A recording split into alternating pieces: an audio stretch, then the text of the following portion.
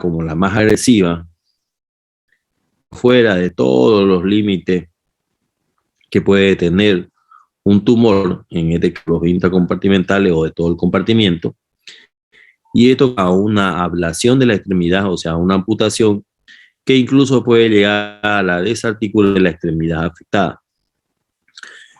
Y ustedes dirán una amputación y por qué una desarticulación.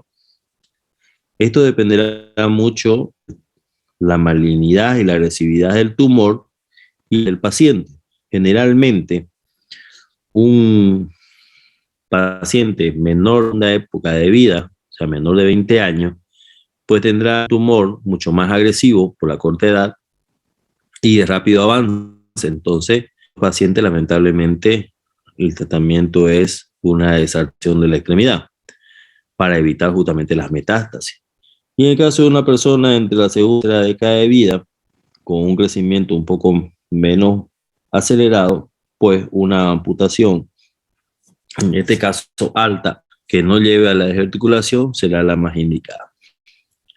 Se indica una ablación o una desarticulación cuando existen tumores malignos, cuando son sobre todo extracompartimentales, que no están bien dados, ¿no? Que son bastante agresivos, invasores, y evidentemente cuando son de alto grado.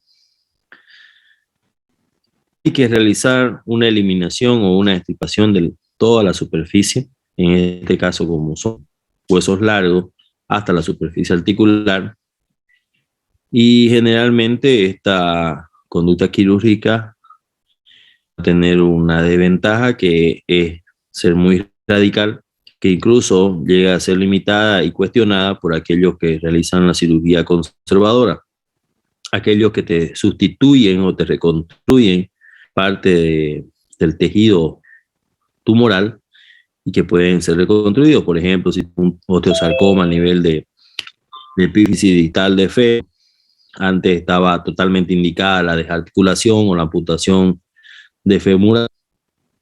Y en el último caso, existen pacientes que son bastante conservadores que delimitan la lesión, ¿no? Tipo marginal, independientemente si es de alto grado, con crio, y luego hacen la restitución de la anatomía de la extremidad. En este caso, si tuvieron que extirpar del fémur distal gran cantidad de la tibia y parte de tejidos blandos por la invasión del osteosarcoma, pues terminan colocando una megaprótesis. Esta megaprótesis va a estar cubierta con parte mujante y evidentemente con la parte de los tegumentos. Uno de los advenimientos de cirugía, tanto traumatológica como ortopédica, obviamente la oncología ortopédica, ¿no? Pero entra la cirugía de reconstrucción. La reconstrucción se realiza generalmente con diferentes tejidos, ya sea injertos óseos, la mayoría de cadáveres, ¿no? Cadáveres que son jóvenes, que son menos de años, que han sido tratados y que evidentemente tienen procesos de conservación, que son conservados a menos 80 grados, que fueron congelados a través de nitrógeno líquido. Entonces, como ustedes vean, la reconstrucción generalmente vamos terminando en una técnica quirúrgica de aloinjerto, colocando prácticamente tejido donado de un cadáver. Dependiendo también del defecto que vayan a reconstruir, hay injertos que pueden ser denominados injertos ¿no? O injertos osteoarticulares. Eso de los intercalares, pues prácticamente es un extremo y otro extremo del hueso reseccionado, te produce un segmento, o sea, este déficit segmentario te necesitará un injerto intercalar. Pero en el caso de que parte ósea y parte articular, pues se dirá ese segmento óseo extirpado junto a la parte articular, pues evidentemente tendrá que hacer un injerto osteoarticular y generalmente en conservar todo lo que son los ligamentos, la cápsula, tendones, todo el aparato biomecánico estabilizador pero la parte articular y superficie articular, pues evidentemente será restituida.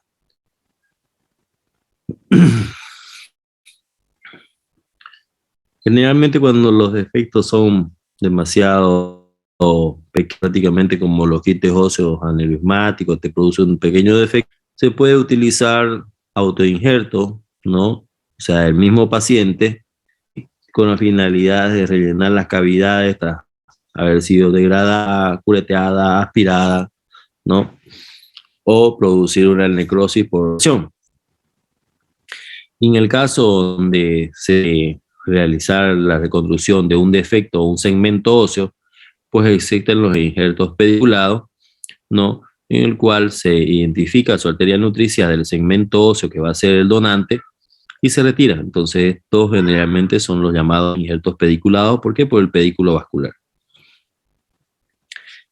Como les explicaba más adelante, bueno, anteriormente, existen situaciones donde la remoción, la resección de gran parte del tumor osteoarticular necesitará la reconstrucción ya sea de prótesis o no prótesis más injertos, en este caso que son de origen cadavérico, los aloinjertos, más la prótesis.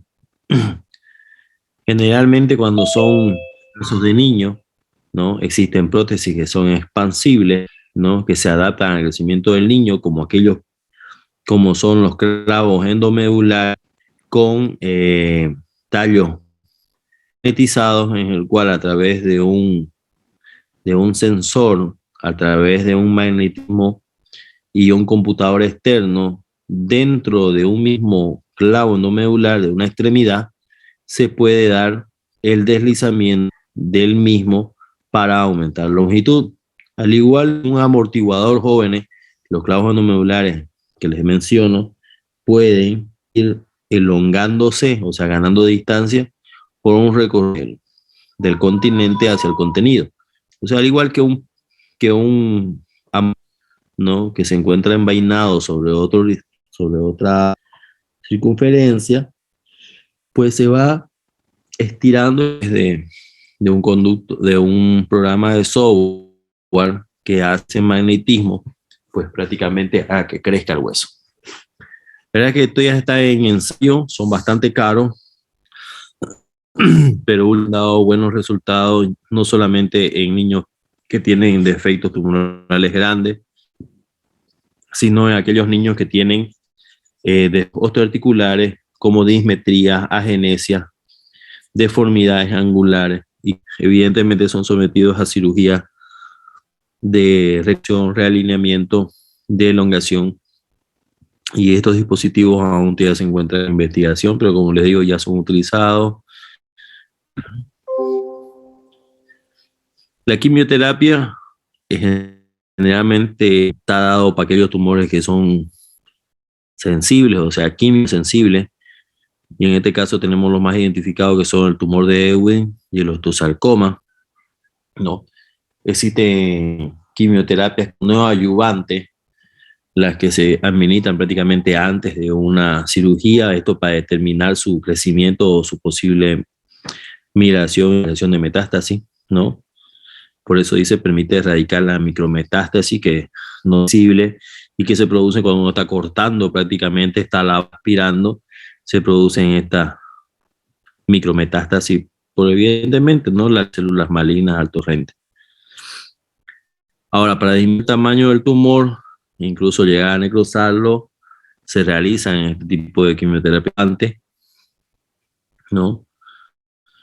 Generalmente lo que se logra es una cápsula fibrosa alrededor de la lesión, lo que facilitaría la lesión y la eliminación total.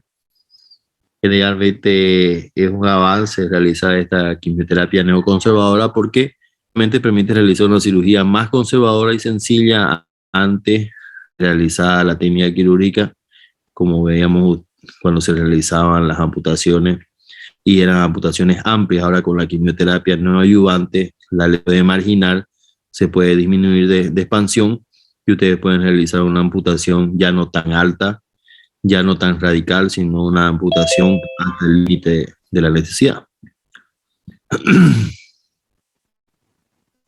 Generalmente la quimioterapia coadyuvante, ¿no?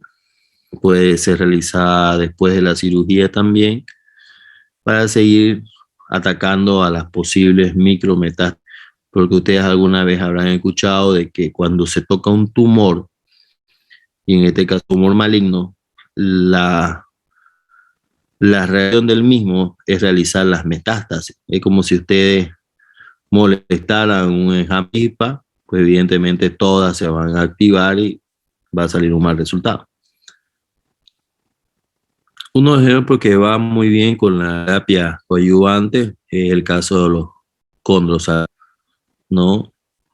Que anteriormente la coadyuvante tenía buenos resultados, pero que tanto quimio como radio tenían un comportamiento resistente y terminaban prácticamente quirúrgicos con una resección considerable, ¿no? Pero la terapia coadyuvante actualmente tiene bueno en cuanto a las micrometástasis, y uno de ellos antes eran multiresistentes, tanto quimio como radio.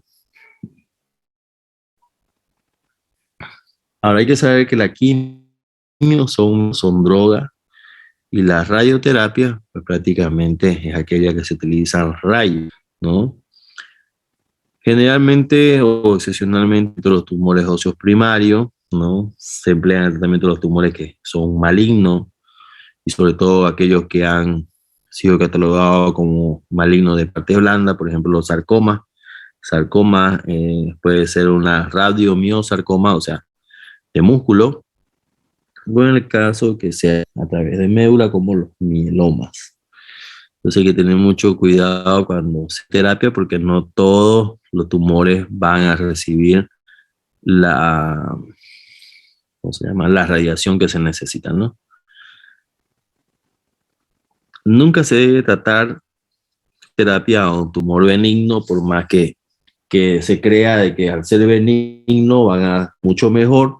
¿Por qué? Porque ustedes pueden producir una malignización. Ustedes alguna vez cuando vayan a entrar a quirófano verán de que cuando utilizamos el arco en C, nos cargamos con chalecos de plomo, esto para evitar la radiación del arco en C, que tranquilamente producir malignización de un tumor benigno que no te ha dado sintomatología, que no sabes que está ahí, y que imagínense, yo puedo tener un tumor benigno, un osteomastoides a nivel de mi cadera, y por tanta radiación con el arco en C, yo puedo ese tumor benigno, un tumor maligno, osteomastoides puede tener un tumor de célula gigante. Entonces, la radiación es un tema que tiene muy bien identificado el tumor para poder ser tratada. En cambio, la quimioterapia, ya sea un tumor benigno o maligno de baja y alta sensibilidad, pues tranquilamente pueden tomar el de las drogas quimioterapéuticas.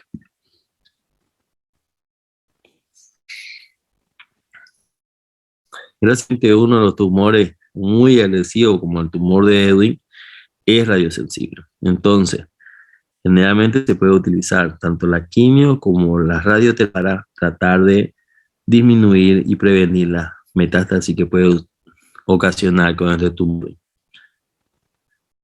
Que se los trataba con radioterapia, no se sometía al paciente a estas drogas, pero actualmente que cuando se hace la radioterapia a dosis elevada, ¿no?, puede aumentar la incidencia o aparición de los tumores, ¿no? Por ejemplo, sarcomas post irradiación, o sea, como le decía, si tú tienes un tumor no te ha dado molestia, con la radioterapia puede volver maligno y evidentemente darte toda la sintomatología. Si bien el tumor de Ewing anteriormente se utilizaba, se vio que cuando se sometía podían aparecer otro tipo de tumores. Por eso, como les decía, tipo de tumores, ya sea a una recesión radical, ¿no?, o ampliada, es siempre la combinación con terapia lo que te va a dar un diagnóstico en el paciente, aumentando la supervivencia o la calidad de vida del mismo, si es que lo compara con una radioterapia tonal, en el cual solamente aplicabas, tenías el tumor identificado y realizabas la radioterapia, te aparecía de nuevo. Tú cuando realizabas la cirugía, eliminabas el problema y realizabas la radioterapia, pues la esperanza de vida del paciente se aumentaba.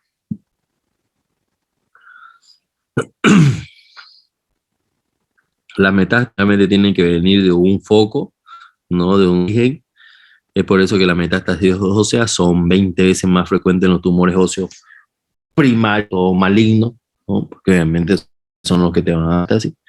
Pero como les digo, proviene de un tumor primario, o sea, tiene que venir de un solo lado. También no primario, que por metástasis misma te puede migrar este segundo. Tenía un tumor de pulmón que hizo un tumor al nivel centromedular de fémur y que ese mismo tumor centromedular de fémur hizo metacerebro y prácticamente fallece el paciente. Generalmente afectan huesos largos, huesos cortos, como en el caso de la columna, el cráneo, el esternón, ¿no? Este tipo de metástasis generalmente se al tejido más profundo, como sería el tejido osteoarticular. Frecuentemente todo este tipo de metástasis no a primeras épocas de vida, aparecen prácticamente cuando el tumor prácticamente ha madurado con el paciente y se lo empieza a identificar a los 45 años. Tienen que saber que las principales metástasis que pueden dar son, como vamos a hablar del tema, mama, riñón, próstata, tiroides, pulmón.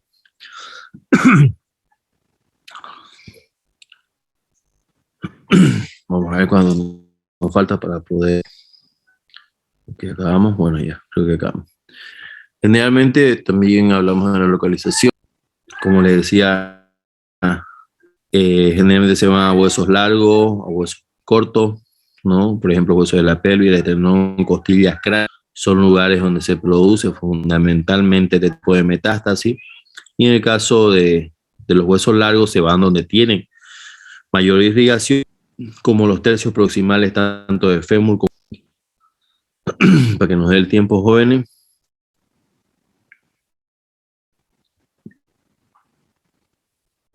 Bueno, la clínica de un tumor prácticamente un tumor maligno, generalmente es el dolor, la incapacidad funcional, ¿no? Ante cualquier dolor localizado, 45 años, primero debe descartarse que sea una lesión metastásica. Y en el caso de que el paciente en la consulta por una fractura, hay si esta fractura es patológica y a veces se presenta cuando sospechamos o damos una metástasis con alto riesgo de provocar una fractura, ¿no? En el cual se debe realizar un tratamiento profiláctico, ¿no? Se suele afectar huesos largos, como veíamos, el fémur o el húmero, más frecuentemente lo que es el fémur.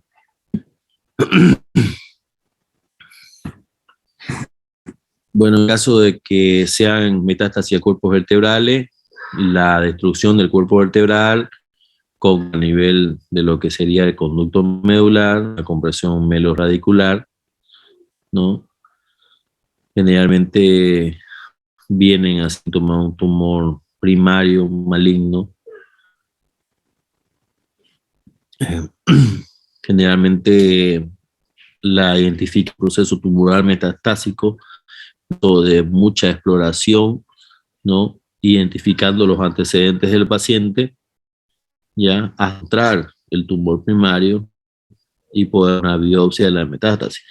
O sea, cuando hablamos de cuerpos vertebrales hay que ver de que no exista una destrucción, que no exista una compresión menor, que se tiene que identificar el tumor primario, ¿no? Una exploración exhaustiva.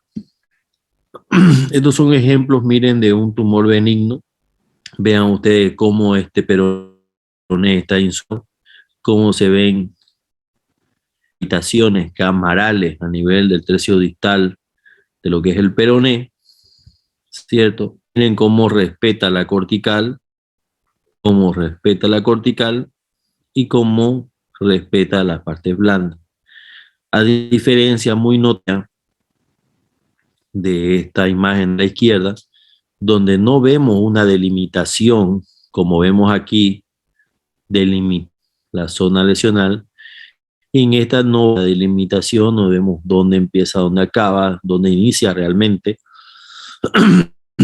Vemos acciones periódicas con faltas de continuidad y podemos ver como si fueran los bordes de un cepillo, y ustedes saben la invasión a partes blandas. Incluso miren, no se puede ver que sobrelevanta esta parte lateral de la piel, pero miren aquí cómo da esta imagen aumentada de volumen y esta invasión hacia las partes blandas. Esta es una imagen característica, jóvenes, de todos los criterios que hablamos radiológicos en cuanto a tumores. Vean, si ustedes practican los criterios, los 7 criterios radiológicos, hacer mirando simplemente esta radiografía, en hablar de la localización, del tipo de agresión que produce, o sea, la característica de la lesión, la localización, y a diferencia de este otro, también lo mismo, las características del patrón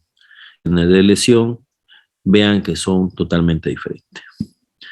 Bueno, jóvenes, quizás estén cansados, creo que estamos cansados, que este fin tengamos un reparador descanso, y comentarles que las prácticas, si es que esto no es hora, la vamos a realizar como teníamos pronosticado, martes, la vamos a realizar por las mañanas.